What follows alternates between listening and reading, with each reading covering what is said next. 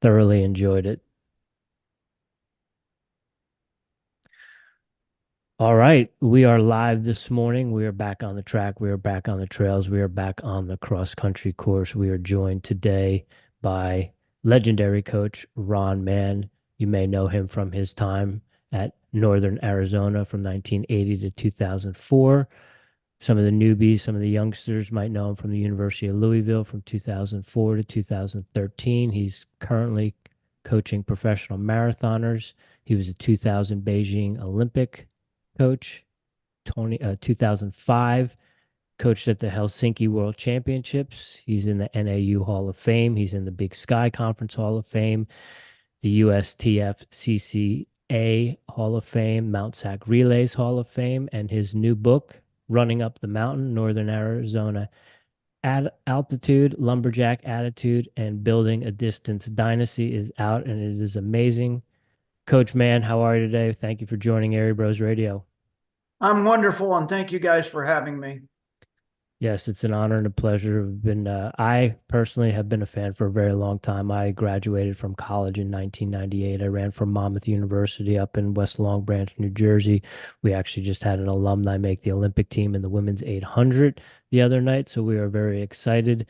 And so I've known of you in Northern Arizona, and even when you moved over to Louisville, been a big fan. So it is a real honor to talk to you. And a little through line that we like to give to all of our guests. Jimmy and I like to present conversations with coaches so that athletes know that there are a lot of schools out there that if they're willing to work hard and be a good student athlete, even if maybe they weren't the top elite as a high school athlete, there are places for them to go. So we interview people from JUCO, we interview people from NAIA, Division two, Division three, and we were introduced earlier in the spring after the indoor season to Coach Bradley Souter from the University of the Cumberlands, and he had talked about some of the time he had gotten the opportunity to work with you, and we had a conversation with him. And so in having that conversation with him, he reintroduced me to that you had your book out, and so I got on and purchased the book, and I thoroughly enjoyed it. I am a track geek, a running geek through and through, so I love diving into the history of things, the history of programs, the history of the sport, and then in reading your book, that also brought up the 1968 Olympic team, and I have this book as well that I dove back into. And Great. so, um, yeah, like I said, I knew you were at Northern Arizona for a long time. And reading the book, I didn't realize that you were an alumni and that you actually ran track at Northern Arizona. And, you mentioned a big part of that was in 1968 when you got to witness George Young, Billy Mills, Jim Ryan, and Conrad Nightingale in some of their preparation. And that really kind of kicked off the training at altitude and what that experience is like and what those benefits were like. Because at the time, there was really no research or any idea of how to train for it or what that benefit it was like. So maybe we start off and kind of get into, you know, coaching an athlete and training athletes at altitude and how impactful that is for distance running. Well, as we know, and was brought out by a lot of research, certainly altitude training needs to be a part of any world-class athlete. They've got to have that as a part of it, just simply. And as you know, the Kenyans lived at altitude and Ethiopians for generations, and actually the Native American Hopi and Navajo runners also have lived at altitude for generations. So altitude needs to be a part of maybe not the beginning runner, but certainly as you approach the Olympic level as a distance runner, 5,000 meters and above, you certainly need to be at altitude for training. I'm not discounting that it could be utilized at for lower distances, but certainly the longer distance you need altitude training, and the more you move up in distance, the more it's valuable to your training. Good, Jim. How so? Like, what do you see the benefits as far as obviously it's beneficial to your training, but how long do you need to be at altitude for? Do you need to train at altitude, sleep at sea level? Is there a mixture of that? Like, what's the science involved in it? There's a lot of science as you read Jack Daniel and all of that, and Jack did some of his early research there in Flagstaff as well as in Colorado. But my personal opinion is you need to be there at least 28 days and at least making some sojourns back and forth to altitude at minimum. The longer you can stay at altitude, the more benefit I believe you can gain from it. However, the use of altitude tents and so on.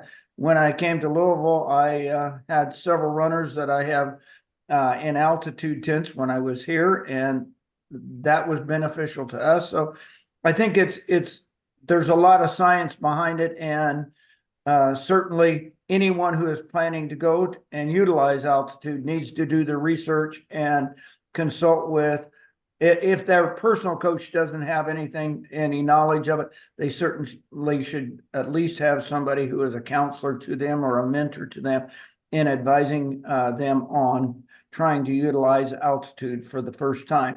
And it was very beneficial back in the early 90s. What we did, we had I was on the committee for USA Track and Field, the distance committee, and we did a sojourn, if you will, with some of the top American distance runners at that time. And we basically were just teaching them how to utilize altitude, and many of them went on to see great benefits to that. And Coach, correct me if I'm wrong, but there's a bit of law of diminishing returns, right? Like once you get above, say, where Flagstaff is, like because I like I said, I ran the Leadville 100 a couple times, and being up at 10,000 feet, it's not maybe not as conducive as between like that 5,000 and 7,000 feet. Is that correct? Basically, that's correct. Yeah. Generally, I've had some altitudes that it's just where you get a boost in the EPO. I had one athlete that she trained in Flagstaff, and we couldn't get her to.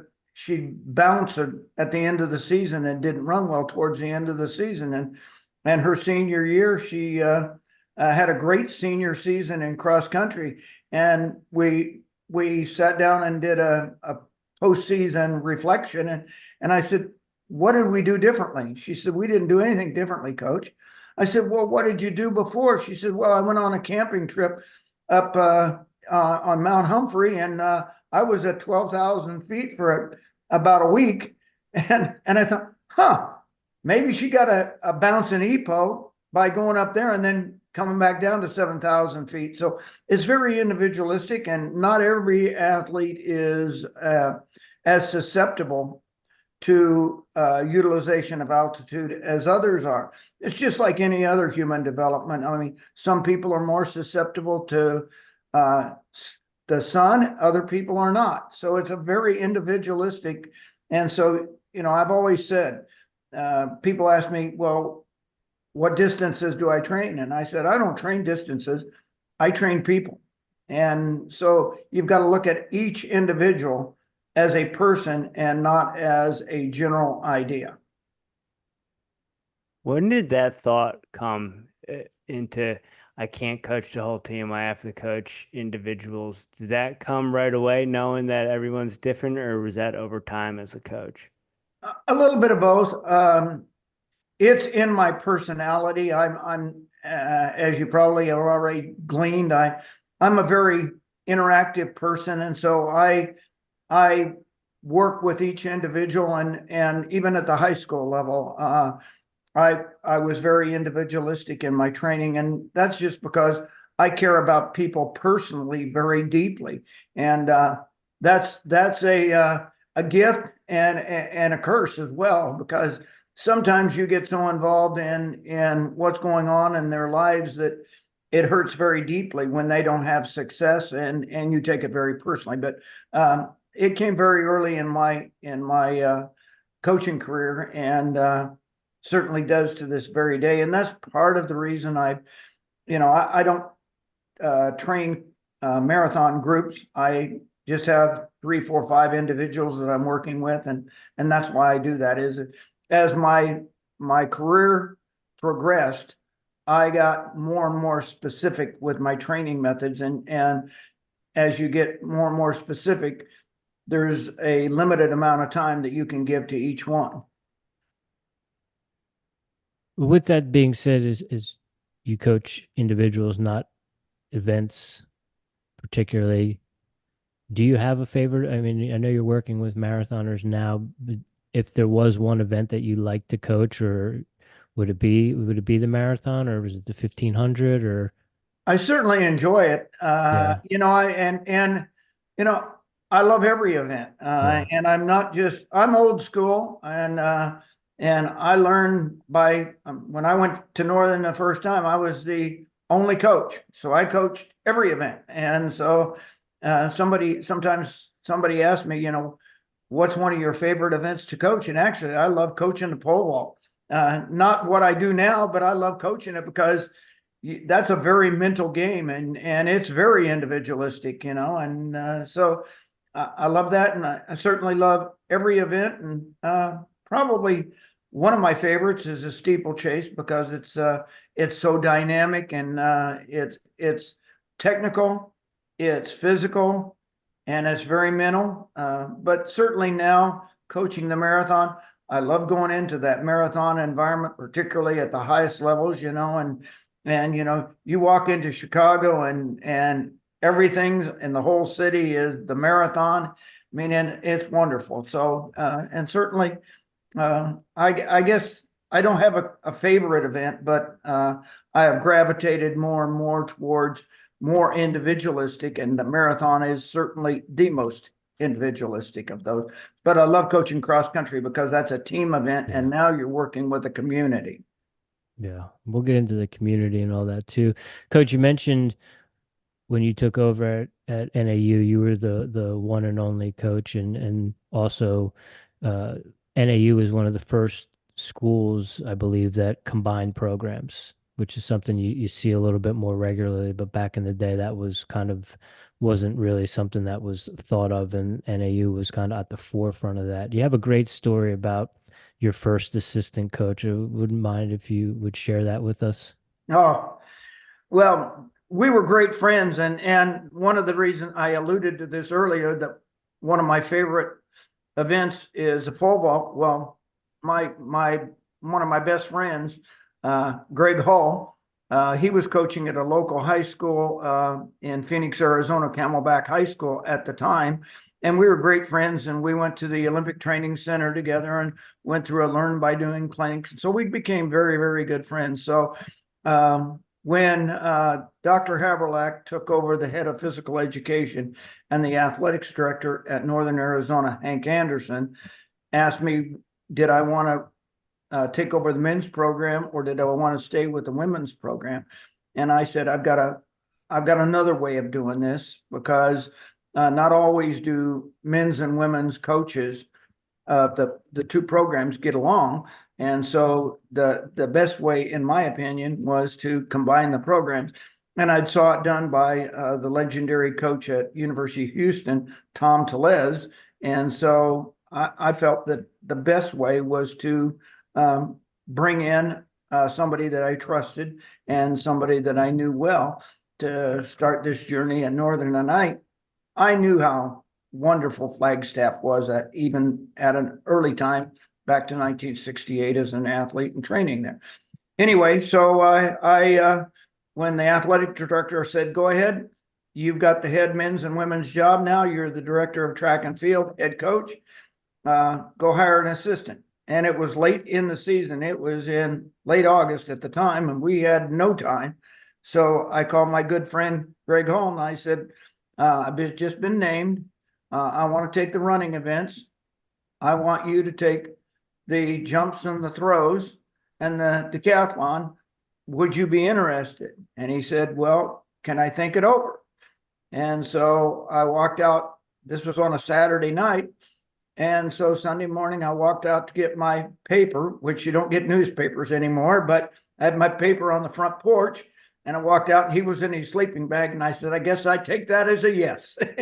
And so we had a great career together at Northern. And he's still coaching pole vaulters. And I'm still coaching runners. So it worked out for both of us. Coach, you talk about starting the program at Northern and, starting it on your own and then having an assistant and building the program. And obviously it's a dynasty now, and that culture has kind of transcended you being a coach to the next coach and then the coach now. What is the key to creating that winning culture that is beyond the coaches and becomes part of the fabric of the program? Well, it's multidimensional. Number one, it's a great place to train. Number two, it's the community itself embraces track and field and cross country in Flagstaff. And I think that building the culture, every coach has a tie to one another in that, I had graduate assistant, Eric Hines working under me at Northern, and then J.W. Hardy was an athlete for me, who was the director of the program for a while. And Mike Smith was in Flagstaff training during the time that Eric was there and I was there at the end and so on. So there's a lot of crossover, and we shared as we went through. So there wasn't we knew that we had the keys to the Cadillac all along. And so we felt like that we take the things that worked and throw out the things that didn't work, and as you find over time. And so you'll see some of the workouts that Mike has done, and they're still the ones that we did long ago. And then he's created some new ones. And the coaches have had the ability to adapt to the time. I mean, you look at the High Performance Center in Flagstaff, Arizona now, that has, lots of treadmills and so on. We had to go to Sedona in a van to get our lower altitude training. Well, he can get into a room and take it down to 3,000 feet and crank up the treadmills. And so you don't have the wear and tear on the athletes or the coaches. So the culture has been created over time, and the base of the culture is the same. It's athlete-centered, coach-driven, and motivated by other people. So you've got to have an administration that embraces your program. You have to honor the athlete and the individuality of that athlete, and the coach certainly has to be the center of that. You mentioned a lot of moving parts there as far as not just the blueprint. There's other things, the location, the administration, things like that are included. That said, you went to Louisville and you did the same thing. Was it the same blueprint, or did you have to change things up based on location, administration, things like that? Well, what a lot of people don't know, that I didn't have to change the administration, because Tom Jurich, who was the athletics director at Northern Arizona University during my years and was with me when we got second in the nation for the first time in 1988, he moved to Colorado State University and then on to Louisville. And so when one of the things that attracted me to Louisville was he was the athletics director here, and he understood what I needed and who I was. And we went into, at that time, University of Louisville joined the Big East Conference. And when we were accepted into the Big East Conference, Tom Jurich knew that he wanted to win the All Sports Trophy. And in order to get the All Sports Trophy, he had to have a good cross-country track and field indoor and outdoor program on both the men's and the women's side. And so he knew that I was retiring from Northern Arizona for a variety of different reasons, and most of which were personal. And so I knew that the administration was behind me.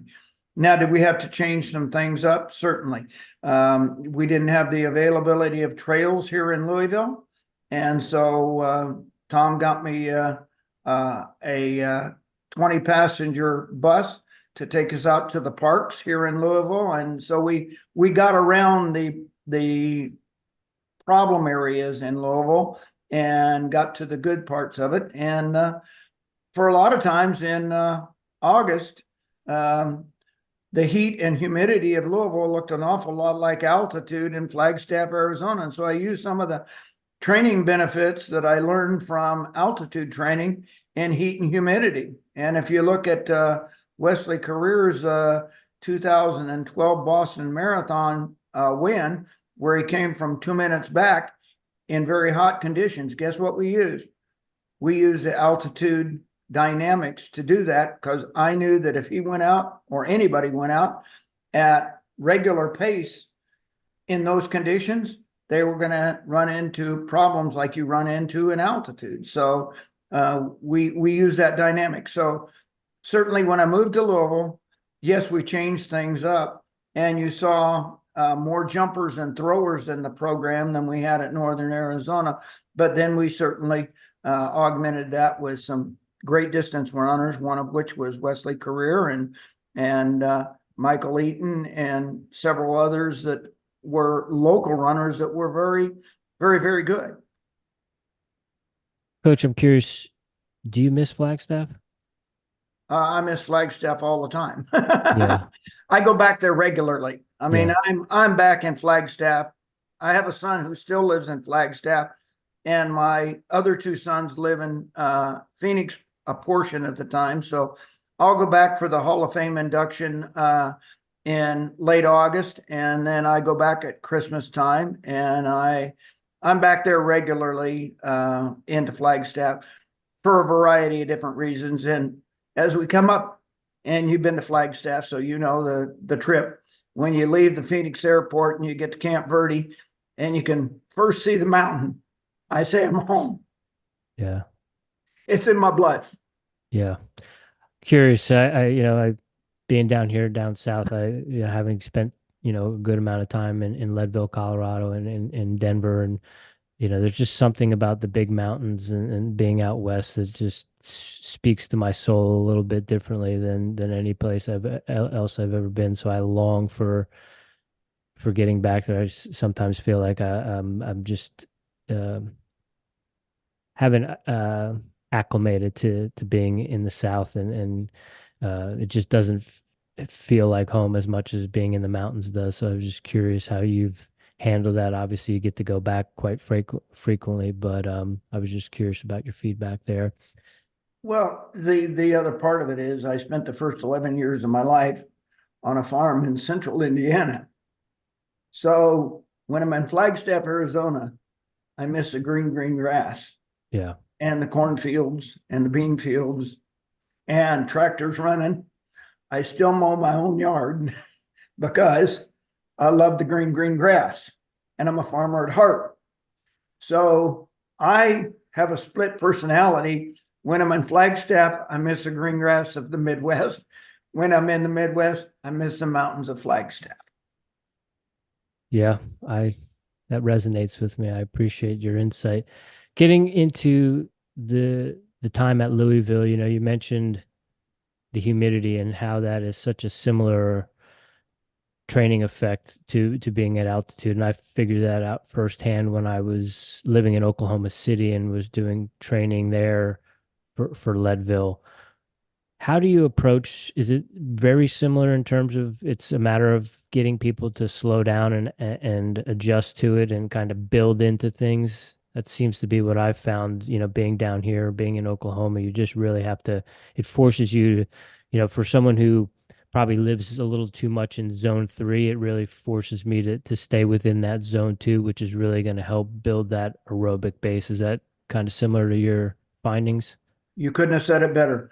I have always said, become progressively more aggressive. And that's not only in your entire training program, but in your daily training program. Start out in the zone that you can handle, And then as you get towards the end, you get to the zone that you can't handle. Okay. And even in my marathon training, I was one of the workouts this week for my marathoner, John Creer, the younger brother of Wesley. He was running 3x3K. And I set up some ridiculous time that nobody should be able to hit. And he didn't hit it the first two, but on his last rep of 3x3K, he knocked it dead because he didn't go out and do something stupid early in the workout. So I think that you stay in the zone that you're capable of, and then at the end, you take yourself to the limit one more time. I like that. I appreciate that. Become progressively more aggressive. I think we need to put that on a t-shirt, Jim. I like it. I like it. So, Coach, talk about training the different zones. I'm going to do it. I'm going to bring it up. It's the hot topic of all the running podcasts we do with the coaches. What are your thoughts on double threshold? Do you using it with your athletes? One of those things, we've been doing it for years. It's not new to me. Absolutely. uh, uh, it's interesting you should say that. That's one of the, you have to be careful as you use that. I think you got to be careful as a coach not to throw things out there that anybody can read and try to apply. That is a very advanced topic. And you don't allow a brain surgery to be done by a general practitioner. So if you're going to start doing double thresholds, you better have an athlete who is well trained and really knows themselves, and you really know them. And then you can throw the double threshold at them. You got to be careful to throw a double threshold on anybody, because it won't happen. So again, I use very simple thought processes.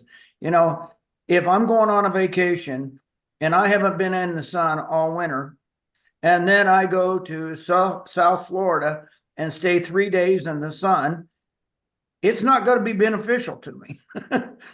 You're going to get burnt. And the same thing is true in any application, specific adaptation to imposed demand. You've got to be ready for that demand.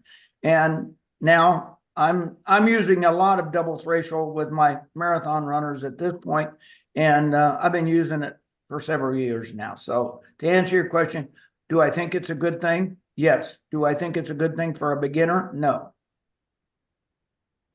Is that something you're doing weekly or like on a 10-day cycle? How is it? Again, it probably varies per athlete.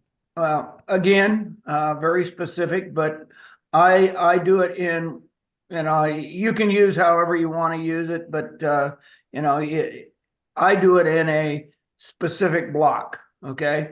I have different blocks for each athlete, and sometimes I'm doing a strength block, sometimes I'm doing a transition block, and I do it in the spatial block, and I generally do it in 28-day cycles. I do a lot of things that are a little bit unconventional, or some people think they're unconventional.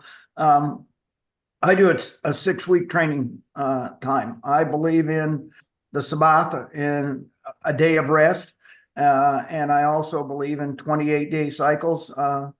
28-day cycles have been around for a long time, I mean, I think that started with Moses or before, so I think we can learn a lot from establishing and seeing what is true in the world and not just within training. Did that answer your question, Jimmy? Yes, absolutely. Absolutely. I appreciate your insight.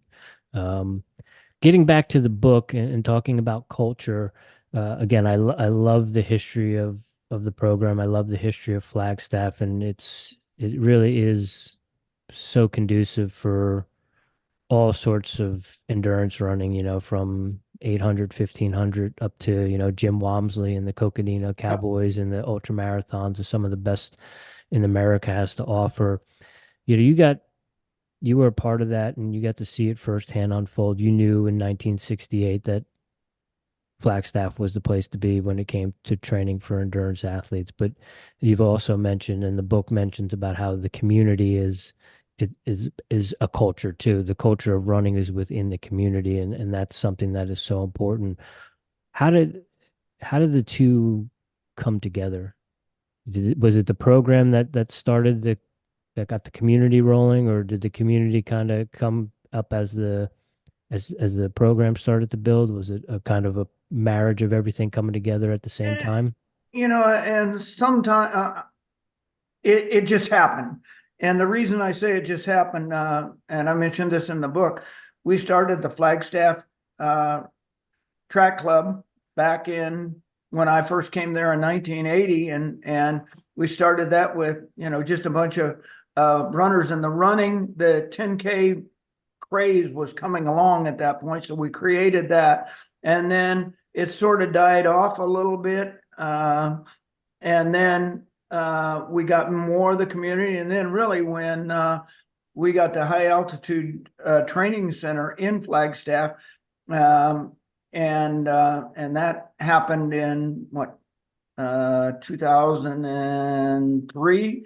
Got the rings, and that happened, and then the COPD, which is a training program through the Olympic Training Center, and they had the designation, but part of it was a community group, and so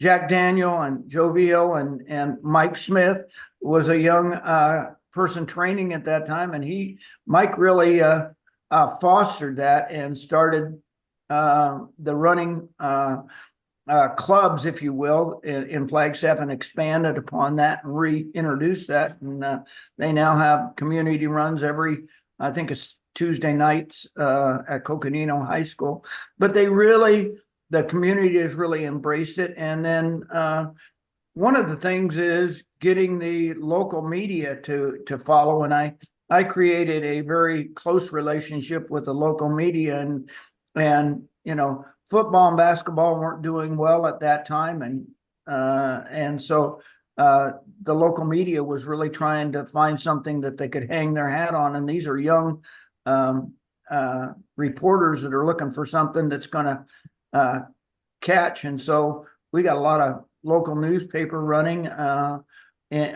online, and then certainly it's just created a new environment. And with social media, everybody's on social media, and so they do a lot of advertising, if you will, through the social media, and so it becomes a culture as well.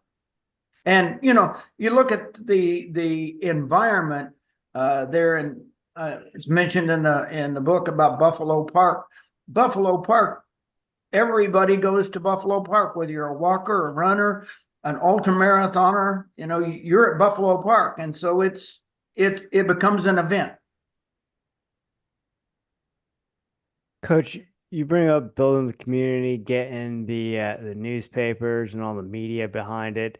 At what point did you realize you were more than a coach? You were almost like a community builder. And do you pinch yourself at times knowing what you've created, or did you just see this as part of your purpose?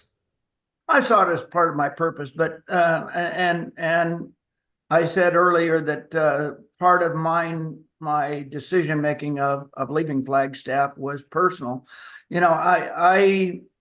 It weighed heavily on me at towards the end, and it became, winning and being a part of it was becoming an addiction, and that happens with a lot of coaches, and too many coaches don't know when to leave the dance. In other words, when it's their time to leave. And certainly it was my time to leave at Northern. If the program was going to grow, it needed new leadership that had more energy than I had. I started at 26, and by 54, my candle was burning pretty hard, and so my wife's mom was not in good health, and I needed a new challenge, and I was within the retirement system at Northern Arizona and the state system in Arizona, and so I could retire from the Arizona State system with a full retirement at that point. And so it was time to move on. And I felt the weight, back to your point, I felt the weight of the community and the pressures, not that the community was putting on me, but that I was putting upon myself. And Mike Smith does a much better job of that than I did. I think that you do become an icon in the community. And one of the things in my conversations with Mike Smith, on a personal level, Mike, enjoy the moment, enjoy the moment and don't get caught up. And when you win a national championship, cherish that, or you get on the podium, cherish it, instead of saying, I gotta get to the next level. I gotta get to the next level, And so I finally got to the point where I felt like I had done everything I could do in Flagstaff, and it was time for me to step back and start a new challenge. So yes, I felt the weight of that community leadership. You said as a coach, you need to realize when it's time to find that new challenge, when you were getting addicted to winning and maybe not enjoying those championships, and you retired after building a strong career and a strong community and a strong team. When you went to Louisville, do you feel like you were able to kind of transfer that, as far as, did you achieve everything you wanted when you went there? Did you get to a point, because you did pretty good there, did you get to a point where you were kind of back in those old same patterns, or were you able to kind of see things as they were coming, recognize it, and think, oh, I've been here before, I need to cherish this? Yeah, and I did that. But, again, the building of the program was the challenge. And then the program was built in very, very good shape. And then what the good Lord has blessed me in a variety of ways. But one of the things that happened there, when I came to Louisville, the reason that brought us here was the Big East Conference, the proximity, and the ability to build something in a new environment, much like we did at Northern. So I saw that same challenge. And as we build it through, I saw things, and I knew, now I spent 9 years here. So now we're at 64 years old. So now we're approaching the hot twilight of your career, and knowing that. And so what I did at that point, I knew that I could get back into that trap. So when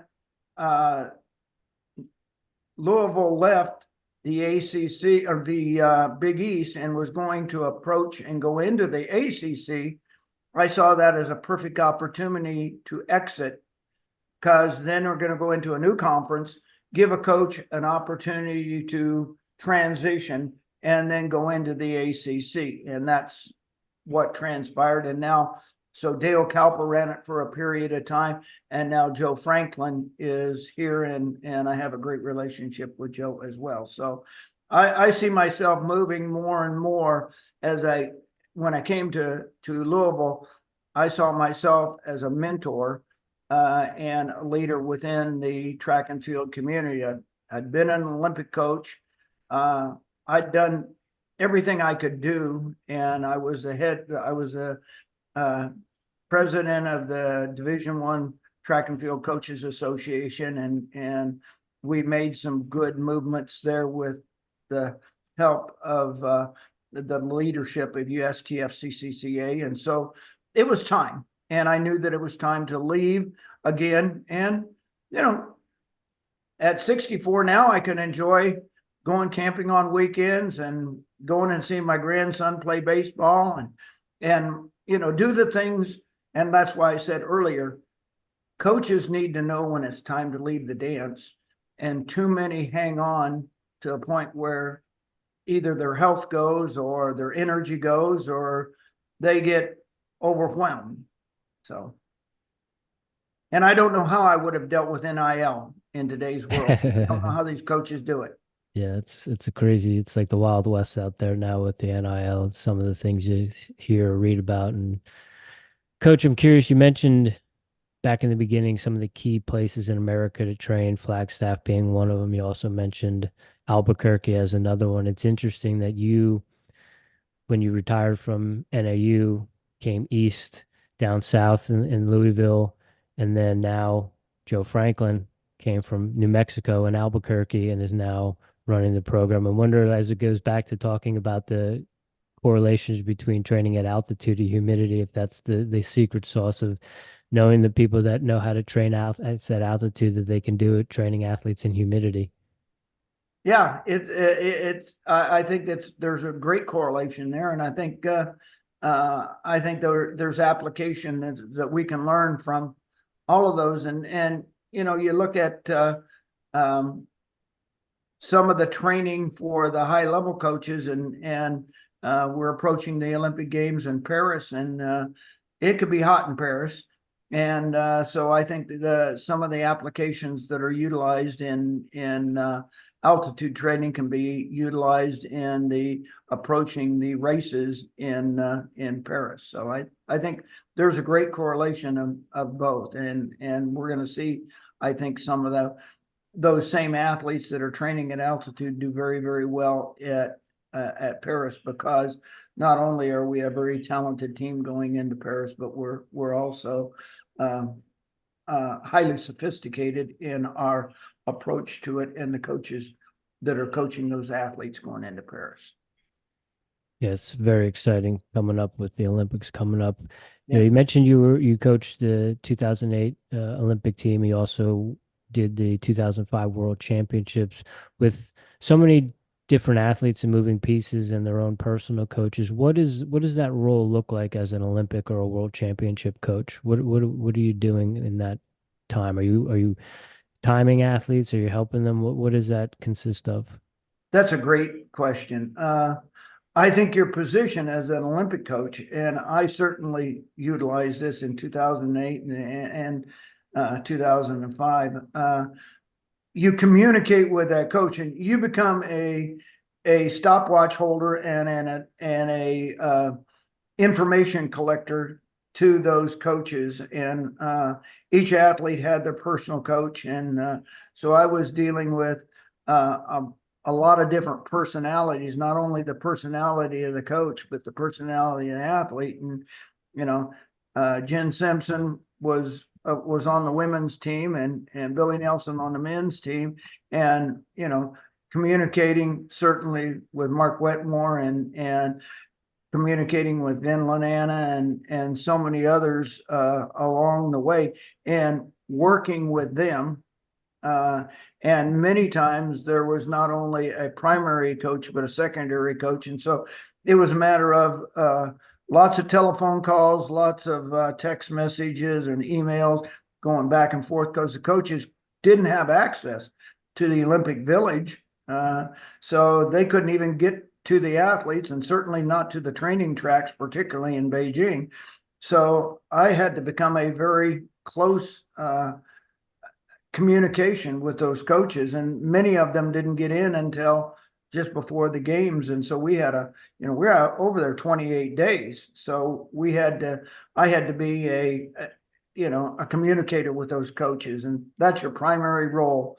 As you're not coaching the athlete, you are administering the workouts that got those athletes to the Olympic Games. And so you're administering the workouts that those coaches are sending to you. So I was getting the workouts on a daily basis, and then communicating back to the coaches, and then communicating that to the athlete.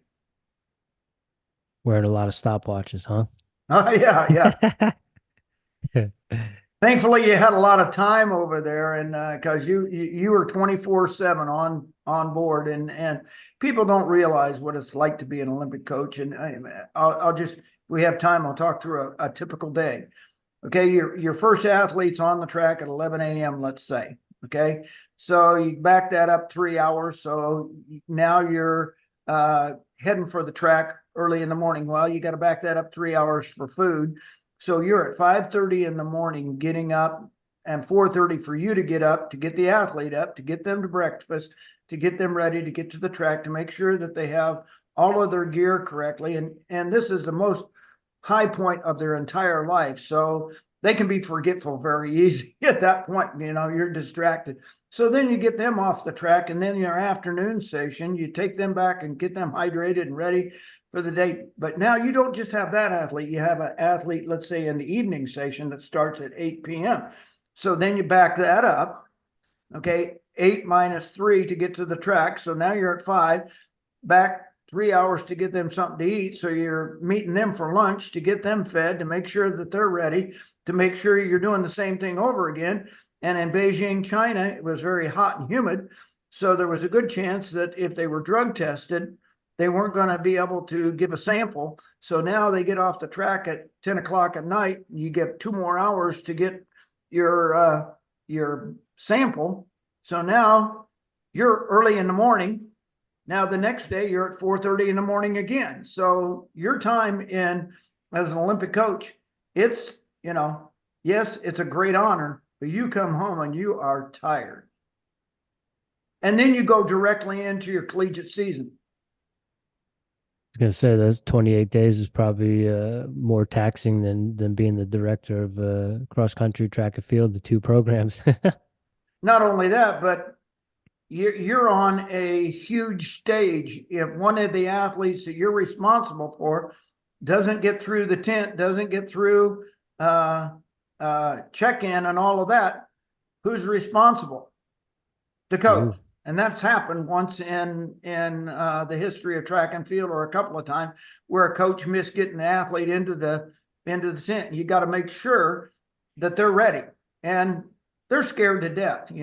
Particularly if you got a rookie, they haven't been on that stage before, and so sometimes you got to shove them into the tent because they're scared to go in. So with all that stress and running around and doing a lot of stuff, kind of goes back to, are you able to appreciate the moment while you're in it? Yeah, exactly. And for the most part, you do. You realize the gravity of that moment, but it's not until probably after you get home and you sit and ruminate on it for sometimes weeks, months, sometimes years. As I look at Paris and this year, I go, I really appreciate my opportunity. I'm glad I had that opportunity, and it's a great honor that will stick with you for a lifetime. But the pressure and what it takes out of you, yeah, certainly. But later on, you realize what an honor. And when you go back and look at the picture of opening ceremonies, and you look at our flag bearer, Lopez Lamong, who's carrying the flag, who's one of my athletes who also ran in Northern Arizona. And I look at that picture now, and standing right behind him is a coach from Northern Arizona University. What a joy to have one of your athletes, not my athlete at the time, but an athlete that was a part of the culture, that had the opportunity as lost boy from Somalia to carry the American flag, and I'm a part of that. That, to me, is a great honor and privilege. Coach, we really appreciate you sharing your stories with us and the experiences from your career, and the book is amazing. I thoroughly enjoyed it. I will probably read it one more time before I go back to school to start the school year. As I said, I love the history of learning about things, and I consider myself a student of the sport, but when I can add new information to that, and like I said, how the 68 stuff tied into the book Forest, the track in the forest and all that stuff is amazing to dive back into all that stuff. So I could talk to you all day, but I want to be respectful of the time. I know you got to get ready to go camping and stuff. So I'm gonna hold off on some other questions. Jim, if you don't have any other ones, we'll get into the final four. I'd like one more thing that I could add into your Absolutely. in that time at the beginning in Flagstaff, and how that was so serendipitous that we were able to create that. because of what Jim Ryan, Conrad Nightingale, Billy Mills, and George Young, the chance that they took to leave Tahoe, which was where the rest of the team was, to come to Flagstaff, Arizona. That didn't just happen. That's men who really wanted to make a change in their sport. And they did that. And it was with a lot of resistance from others that they did that. So I want to give the credit for that. And people ask me, why did you write the book? I'm the only one who had this history. So it couldn't have been written if we didn't do it. And we lost George Young in between. And he was a great mentor to me. And if I wouldn't have gotten that on a Zoom call, a personal interview with him, that would have been lost forever. And so historians like yourself, I applaud you reading back and finding the genesis of where the programs are today. Well, I'm super grateful for this conversation. I'm super grateful for your information and your storytelling and giving that to the world, because it's a fascinating book. And I think anyone who is a fan of cross country, is a fan of running and distance running, it needs to go out and get it. And I pick up books and I put them down after a chapter two because I can't get in them. And I picked up your book and I was You done read it with in 3 days, Coach. We had like 3 podcasts back to back. He's like, I'm on this chapter. I stayed up last night. I'm reading this. He's like, I finished. I'm like, what? Yeah, I was done in 3 days, and I stayed up probably well past my bedtime those 3 days, because it's a book that, again, from a historical perspective, and someone is very passionate about the sport and loves the sport, it's just one of those books that you can't put down. And it reminded me that I do enjoy reading. I just need to find the books that speak to my soul, and I appreciate it. I'm grateful for what you put pen to paper and what you and Matt did. It's amazing. That was my last statement was, don't forget to give all the credit to Matt Baxter. He wrote, I can't write. And I collected information and he put it in prose. So it was a true journey between the two of us, and it was a great dance. Yep. And I think it's important to mention too, for those that might not know, Matt was also an alumni and part of the cross country team and track team at NAU, and was very successful. So yeah, it's amazing. I really appreciate it. I don't have any, I mean, like I said, we could talk forever, but I think we should probably get into the Final Four so we can get you ready so you can go take that camping trip in Indiana.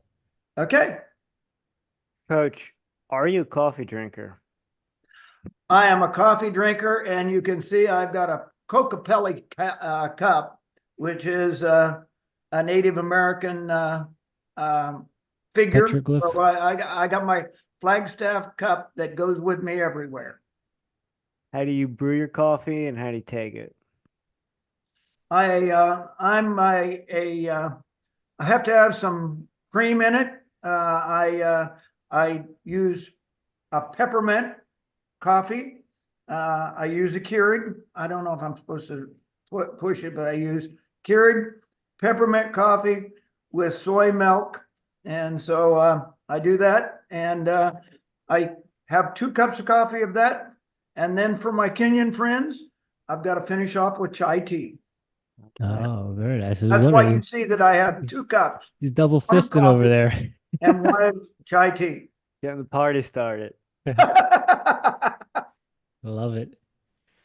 Coach, do you have any daily practices or rituals you do on a regular basis to show up as the strongest version of Ron Mann? Oh, yeah. My wife kids me. I get up very early and I do my devotions. That's first. Then I check with my athletes that are in Kenya and find out they're 6 hours ahead of me so I can check their workouts. Every morning I use Garmin, and so I check that.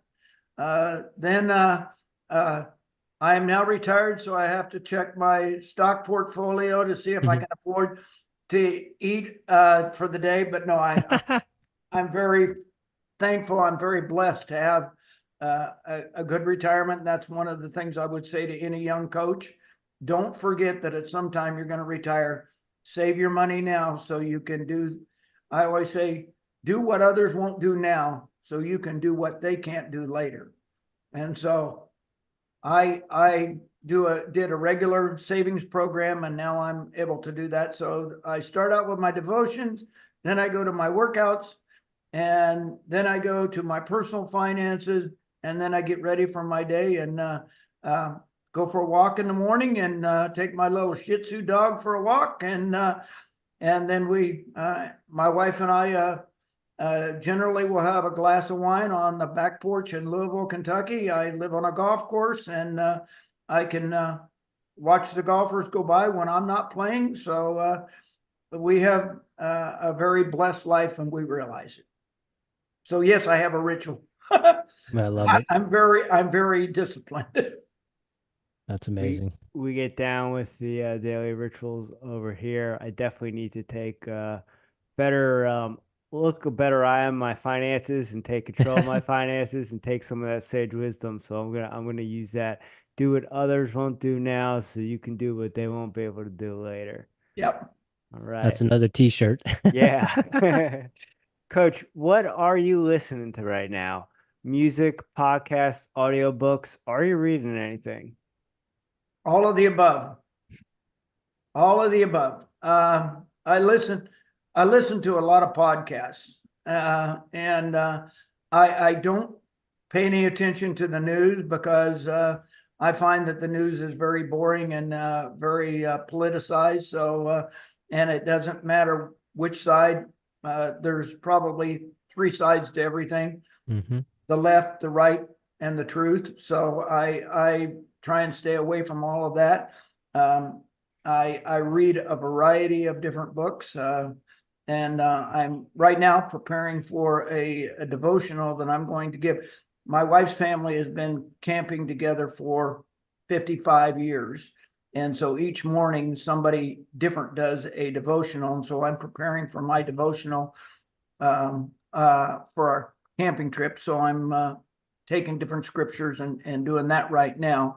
I read a lot of leadership books, and I spend a lot of my time communicating with ex-athletes and coaches that, I just saw that, Lyle Weiss won the Big Sky Conference Track Coach of the Year for winning the men's side. So I dropped him an email congratulating him, and just communicating and being a motivator to those who that I'm able to touch their lives and have crossed their lives. So I do a lot of that. And so, yeah, podcasts, lots of reading, lots of writing, and lots of journaling. What's Ron Mann listening to? What kind of music do you get down with? What do you listen to when you have that glass of wine on the back porch with your It depends on who gets to make the choice. Okay. Okay. Okay. But I like country music, my wife likes some jazz, so we listen to Diane Krall some, and I always like any country singer, and so I listen to a little bit of that, and I'm not a music guy a lot. I can't sing, so they tell me that if I sing, if I ever joined a choir, they'd have to shut the choir down. So I don't do a lot of singing, but I do a lot of listening to different podcasts and so on. Awesome. Coach, last one we have for you. You mentioned the glass of wine on the back porch. Do you have any other guilty pleasures? Do you have a guilty pleasure? A guilty pleasure. My golf game is a guilty pleasure. I mean, okay. So I play with a foursome regularly, and the four of us, we bet $1 on the front. Okay, so if you lose the front, two of us playing against the other two. So if you lose the front, cost you $1, a signed dollar bill. I don't know if I can do, you're not supposed to sign dollar bills, but we do. Okay. Allegedly. Exactly. And you can lose $1 on the back. Okay. But if you lose both the front and the back, then it costs you $3. Okay. But if you lose the front or the back or both, then you're the loser. And so the winners have got to buy the beer. So you lose $3 and save $20 because you didn't have to buy the beer. So I'm a terrible golfer by intention. Do you believe that? Not a chance. I love winning, but I took up golf much after just when I retired from track and field. I got a replacement hip in 2013 and another one in 2014 for all my 100-mile weeks that they told us to run back when I was a runner. So I'm regulated to bicycling and golf. And so I have lots of pleasures that I probably shouldn't, but we're having fun with them. Guilty pleasure. I love playing golf. I'm not any good at it. I'm high 80s, low 90s, and I three putt. I had 9 3-putts last time, which is terrible. So we got to work on the short game. Yeah. All right. All right. Well, Coach, it's been an honor and a pleasure chatting with you today. Before we get you out of here, where can the folks buy the books? Where do you want to direct anyone? If you have any social platforms or anything, the floor is yours. Well, first of all, they can go to my website, coachronmann.com, just coachronmann.com. And you can go to my website and there is an opportunity to buy the book there. You can certainly go to Solstice Publishing and buy it directly from Solstice Publishing, or you can go on to Amazon, any of those 3 places. Solstice Publishing is in Flagstaff, Arizona, and it's SOULSTICE publishing.com, and you can go directly to that and purchase it there at their website, my website, or on Amazon. And you can now, I understand it's on, you can get it on your iPad as well. Okay. Awesome. And I actually got it at Solstice Publishing, and they wrote me in. I got the Joe V. Hill book too. Oh, good. And I read that one too. Good. That was like a 2-day one too. Coach, thank you for letting us sit under your learning tree. Like Rich said, we could talk for hours. We really appreciate the information and the sage wisdom. Thanks again, and have fun camping, sir. Thank you so much for having me on.